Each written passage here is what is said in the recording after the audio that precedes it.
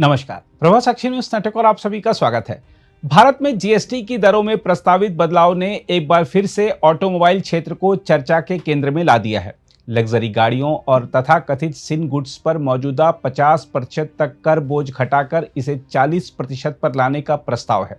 यदि ऐसा होता है तो न केवल छोटे वाहनों और दोपहिया वाहनों की कीमतें कम होंगी, बल्कि बड़े सेडान और एसयूवी जैसे महंगे वाहनों पर भी उपभोक्ताओं को राहत मिलेगी। हम आपको बता दें कि इस समय 4 मीटर से लंबी और अधिक इंजन क्षमता वाली गाड़ियों पर 28% जीएसटी और 22% सेस लगता है। यदि सेस हटाकर एक समान 40% जीएसटी लगाया गया तो ऐसी गाड़ियों की कीमतों में उल्लेखनीय कमी आ सकती है। हालांकि कुछ राज्यों ने मांग की है कि ऊंचे दर्जे की गाड़ियों पर अतिरिक्त सेस लगाया जाए ताकि राज्यों के राजस्व में कमी न आए।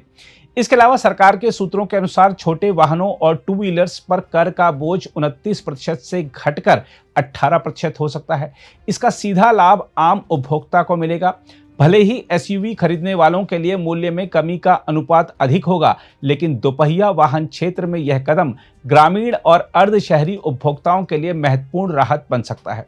हम आपको बता दें कि वर्तमान में इलेक्ट्रिक वाहनों पर सिर्फ 5% जीएसटी है। अगर पेट्रोल और डीजल से चलने वाले वाहनों पर कर बोझ घटाया गया तो ईवी और पारंपरिक वाहनों के बीच कर अंतर घट जाएगा। अभी यह अंतर 23% अंक का है, लेकिन प्रस्तावित कटौती के बाद यह घटकर 13% अंक रह जाएगा।